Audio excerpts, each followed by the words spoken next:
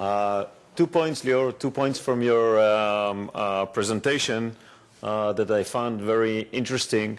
One is that this open partnership or open cooperation with the giant in the industry is something that you don't usually see among startups. We, as Capital Nature, see a lot of new entrepreneurs that try as hard as they can to protect their IP and even to share the concept of the technology, not to say the IP itself and further on. And the second one that goes to Ruzgar's presentation earlier, that be global from the first day, and they proved it to be correct. So thank you. Next, I would like to invite Avi Bernmiller, the founder and CEO of Bernmiller Energy. Mr. Bernmiller has founded Bernmiller Energy, an innovative thermosolar company, in 2012. Prior to that, he acted as the CEO of Siemens Solar Thermal Energy Business Unit. He earned his BSc in Mechanical Engineering from Ohio State University. From 88 to 91, he was the director and key project engineering and operational department at Luz Industries. After that, he managed the mechanical plant of Elisra Electronic Systems, and he joined Solel Solar System in '94 as Chief Operational Officer and becoming CEO in '97. He led Solel through extensive development and implementation of solar thermal technologies for solar power plants, as well for industrial and residential application, including construction of 50 megawatts solar thermal plant in Spain. Mr. Bernmiller, please.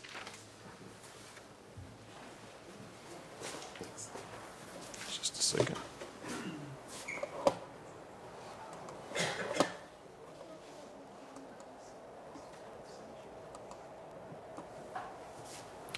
Good evening.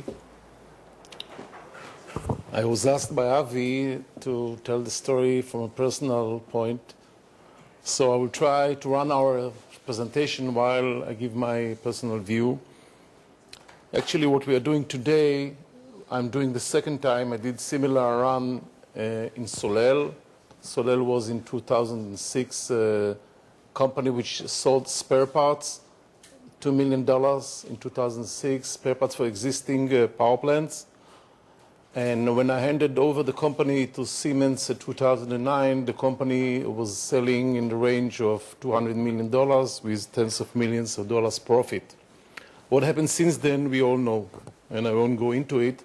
But since I left Siemens in 2011, I took some time off to think, what am I doing next?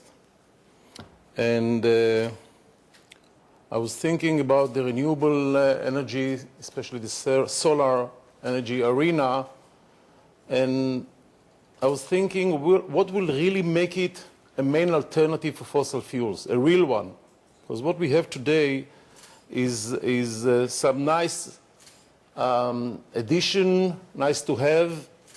In southern or northern Europe, we have those wind farms which are replacing a lot of the power, or solar PV panels in Germany, but not many power plants. I don't think even one was shut down. So it's not a real alternative. It's still nice to have. Until today, it was mainly subsidized. People don't have the appetite to subsidize those renewable energy plants anymore.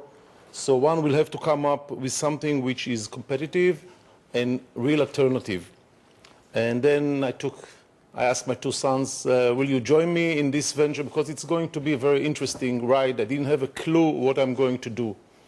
But I did have the experience of making a $2 million company which sold $2 million, in 3 years sold $200 million, while developing a technology, industrializing it, supplying, installing it, all the way, so I do have this experience, and I'm trying to repeat this exercise now with the addition of new technology.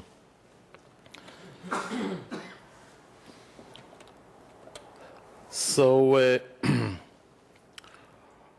the idea we have in mind is to deliver product. We call it a product, although the product may be a system, but it's a product in the way it will always be the same thing. It will not be a solution. And if we have a system, it will consist of standard products.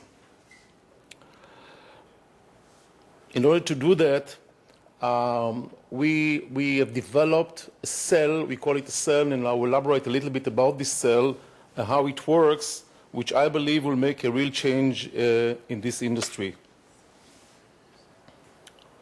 Just to see some projects, these are typical solar thermal projects. We can see here they are big. It's 1 kilometer by 1 kilometer. They are producing 50 megawatts. This project, specific project, which was built by us, is in Spain. And we did deliver 3 more solar fields to projects. Even this crazy project, what you see, the railway between Barcelona and Madrid, goes between the solar, in between the solar field. And this is a hybrid plant with a high biomass. So and when we see here very nice curves that everybody is telling about the market, but the feeling this industry has these days that this growth will not happen unless the prices are cut significantly from the numbers that are today. So there are about 3 gigawatts installed, but the appetite for more projects is diminishing. For example, in South Africa, the government has decided for a cap, they will not pay more than 16 cents per kilowatt hour. And in this year, there was only one company which was able to submit the bid with this type of cap. So this is the market trend.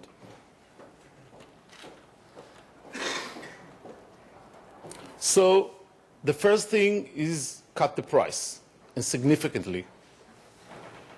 The second thing, in order to become a real solution or a real alternative to fossil fuels, you have to increase the capacity factor, which means, let's say, deliver more than 50% of the hours in a year with solar energy. If we have daily time, it's like from 7 o'clock to 10, 11 o'clock at night, at least try to deliver solar power during all these hours. And of course, one major, I would say, part of it, deliver the power when it's needed. Not when the sun is shining or when the wind is blowing. Deliver the power when it's needed. And make it simple. Make it in such a way that a lot of projects could be built. And this is, today, this is not the case. Every project is a major solution. The integration is a real challenge to all the big EPC companies, the construction companies. And as a result, many projects are not functioning properly. And the reason is that the sun, for example, is changing its intensity angles all the time, while a power block, a power station, is a very stable turbine, is a very stable unit. It requires high stability of input, and the sun is by definition the other way around. So integrating those two parameters is a real challenge, which was not solved until today. And another issue which is not as major, don't try to disturb the land. We see this is going now on in the US, in many other parts of the world. People are asking, don't flatten the desert. Make the habitat there live and continue its life. Because if you do that, we will give you very limited areas for development of projects. And the major answer to all these parameters is the storage. Be able to collect the sun and deliver the power when it's needed. So this is what we did. This is the B-cell, our technology.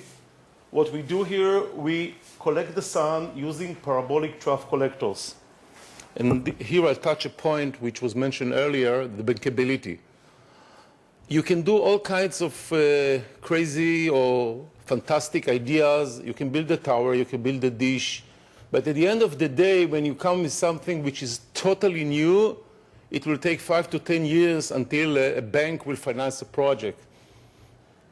They will ask, okay, it works the first day, but how will it work in 5 years? So 10 years go by before you can get financing to a project. So major part of our technology development was use as many as possible bankable products. So parabolic trough is a bankable product today. And while we developing our products, make sure we are all the time being, I would say, in touch and by third-party engineering companies and insurance companies that once our product is ready, they will verify to banks and developers that this product is bankable. Because time to market, you saw the value of death earlier, time to market is critical, and we would like to install commercial project by 2014 and 2015, and our prototype will be ready only in a couple of months from now. So thinking about bankability is critical before you even start. So first we connect the sun.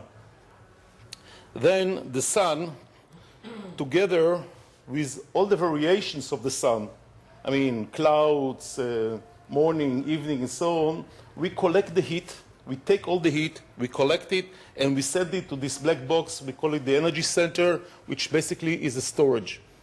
Storage unit is collecting all the heat. We make sure the storage is being loaded. It's like iPhone battery. We load it, we charge it all the time. And on the other hand, we take this, we produce steam and deliver the steam to the turbine in a steady conditions, standard conditions of a turbine, which is like in the range of 500 degrees Celsius and 100 bars, whenever it's needed. It could run if we go to off-grid locations. We can work a 24/7 operation. It's just a question of how many cells do you install. So if you're grid connected, you deliver the power when it makes sense, when energy prices are at the best, and you'll have to optimize. But the only thing you do project-like optimization is the number of cells. The cell itself is always the same cell. The size of this cell is equivalent to 1.5 megawatt. So today, with this type of technology, CSP or solar thermal can build projects in the range of 5, 7 megawatts and up. We are talking about a pilot project here in Israel, commercial project. We will install 1.5 megawatt project here, and we'll be able still to meet the existing feed-in tariff with such a small project. Before that kind of technology, the smallest we could talk was 50 megawatt. Even 50 was not considered an economical project. Some numbers to compare the B-cell technology with conventional CSP, even with storage and a PV, some high radiation area numbers. We are always comparing it to US, what we call Daggett conditions, high desert. This is the range of prices we are talking, around 10 cents. CSP today is around 18 cents, without considering tax benefits and so on. And PV is in the range of 10 cents. I know people will tell you less or more. I'm just trying to pull, I took this number from several developers in the US. The solar capacity factor we are comparing, we are supplying 75% of the 8,700 hours in a year from solar. So this is not a hybrid plant. Although we have a backup option, it's a solar-only plant. Comparing to 45 CSP with 6 hours storage, or PV gives without the storage about 20% of the energy of the yearly hours. We have a very high dispatchability. We can not deliver at all at daytime. We can even back up PV plants. We can let the PV deliver at day, and 4 o'clock in the afternoon, the PV is off. We can come in and deliver the power. The integration is very simple because each cell, it's very similar to the story we heard from Leo, each cell is already stabilized. So there is no integration to work for because all the cells are delivering the same steam conditions. We take care about that. We don't leave it to the integrator, the EPC players and so on. And we also have a system of rails. I hope we have some picture here. that is not, actually we are putting our foundations into the ground, and then we put a set of rails and we build and we operate all the plate based on those rails which are above the ground. We don't touch the ground.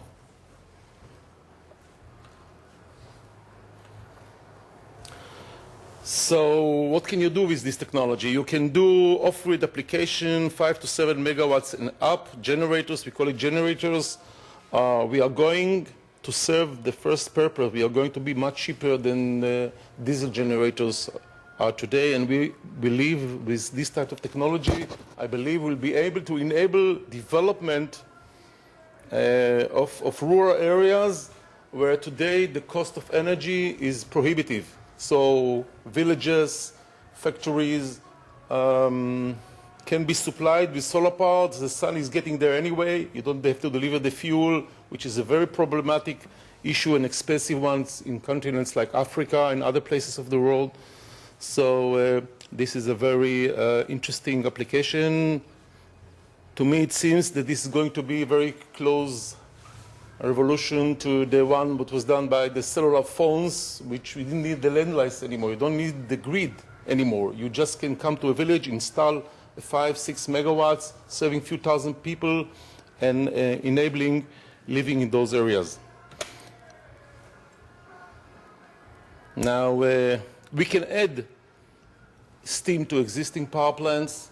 We have today many places in the world, coal generation, coal plant generation, where quality of coal is deteriorating, like in South Africa or Australia. They are missing. I mean, in South Africa, for example, they have installed capacity of 41 gigawatts by producing only 31 gigawatts because of the quality of coal, so we can add steam to existing power plants, clean steam, and not intervening within the system. So we are coming directly to the turbine because our steam conditions are identical to the steam conditions which are produced by the coal. And of course, we can go on-grid on plants which are big, 20 megawatts and higher capacity, and we can supply steam to all kinds of steam applications in the industry, oil industry, and so on. A little bit about the business model. So we are delivering sun to steam. Actually, in solar thermal plants, you have two basic steps. You convert the sun to steam, and then you take the steam and you generate power. We don't intend to play the game with generation of power, since our steam conditions are standard. Big or small or medium-sized EPC companies can join us, and we are looking for partners, and we are very happy to have already one of them that will actually stand with his technology, with his balance sheet actually, behind the whole plant and deliver all the required backup guarantees. And this will enable us to course very fast this valley of death, because at the end of the day, maybe you have enough money to develop a technology, but then when a small project is tens of millions, a medium normal project is hundreds of millions of dollars, and can go as big as billion, you need large players to play the game with you, otherwise you'll never get there. So we are now at the stage of gathering EPC companies to deliver the whole project while we deliver the B cells. And we are also approaching utilities for application of generators and steam addition to existing plants. We are approaching developers which have their own EPCs, and actually we have enough players to play. The hardest part is now. Everybody doesn't want to be the first one. We are planning to have the first plant here in Israel, and we are hoping to get the next one in the US or South America, but we are getting along very nice. And but it's a tough job. It's not an easy one. The scope of supply that you see here, the Bistal system, is a typical 70%, 60-70% out of a total solar project. And you need to produce, you need to deliver, you need to construct and you need to operate it at the end of the day. So it's not an easy exercise. We are backing ourselves with, we developed the product actually in such a way that we will be able to back up producers from the car manufacturing industry. So we have major players producing the steel parts or the glass mirrors for us from existing manufacturing facilities. We are not starting our own manufacturing at this stage in order to get to mass production numbers soon in the first project.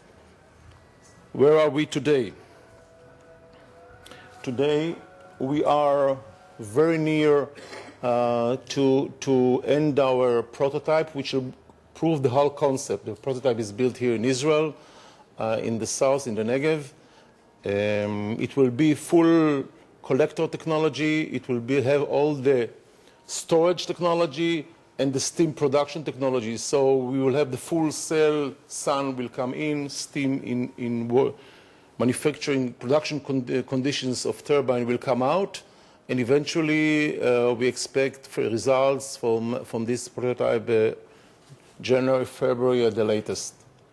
So this is basically what we are developing. There are nice challenges, I would say, on our way. We did it before. I believe I'll do it now. I'm sure I'll do it now, but it's not an easy one. And the major, I would say, hurdle is to get significant players, EPC players, to put their balance sheet behind your technology, even though it's a new technology for them as well. That's my story. Any questions?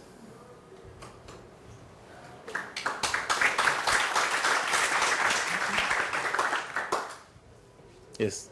Maybe I missed it, but what is the efficiency when starting, for example, for the entire energy with the sunlight in this limited area? What is the efficiency of conversion to electricity?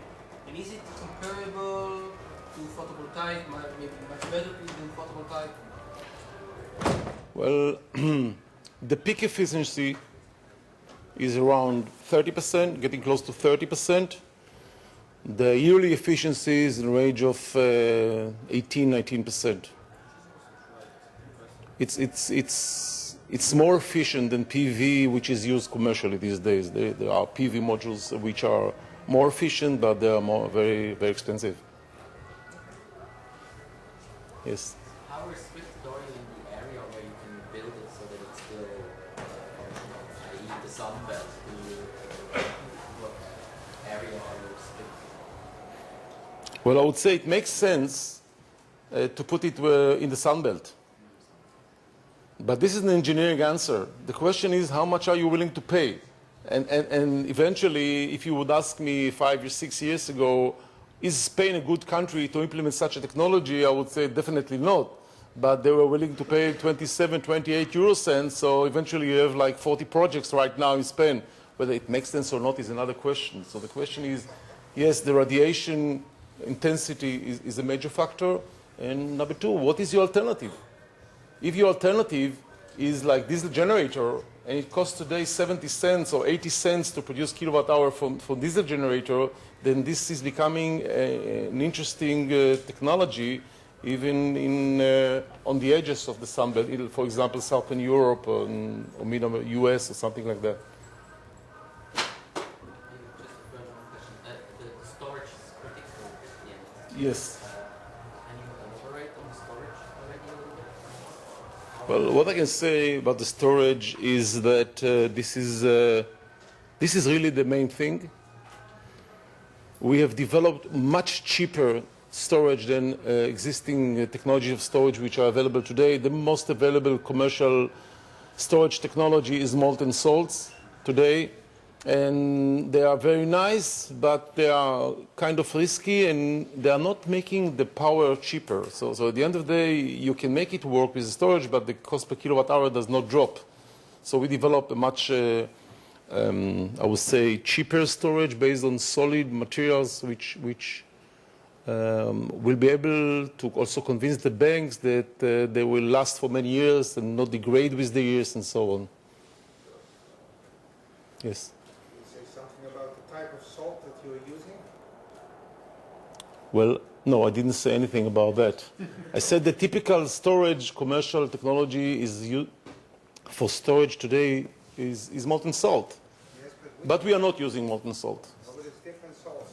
Can you say what kind of salts you are using in the molten salt technology, or is this all secret and patentized? This is not a molten salt technology, this is I can say. Oh, you're not using. We are not using. Oh, okay, sorry. Yes. Yes. From the technology point of view, you are not a paradigm shift from Soleil. Yes, Why we are. was it- You are. Yes. Okay, so what Soleil wasn't able to convince, let's say, Siemens, you think you will be able to convince players like Siemens? I'm sure I will. After they see it works, it will be easy. Okay. Okay? I mean, they see how it works, they see how much it costs, and this is it. I mean, at the end of the day, what we do today, we don't provide, like we did in Soleil, a part of the solution. I didn't elaborate, but one of my personal frustration was when we delivered to some of the projects in Spain, our solar collectors, and we passed all the tests and we were performing according to spec and everything was okay. Still, the customer did not get his revenues because the integration did some mistakes and it was not our responsibility. So we are taking here all the complicated part of integration, of making the sun a solid source or solid fuel, and it becomes very easy to the customer because he gets either you see how much energy sun is coming in and how much steam is going out. You measure and that's it. And you don't bother about the integration of anything. This becomes much more, I would say, attractive to conventional players because they don't know how to handle this type of technology. Or it takes them many years to resolve this issue. We have to end now. Thank you very much. One more?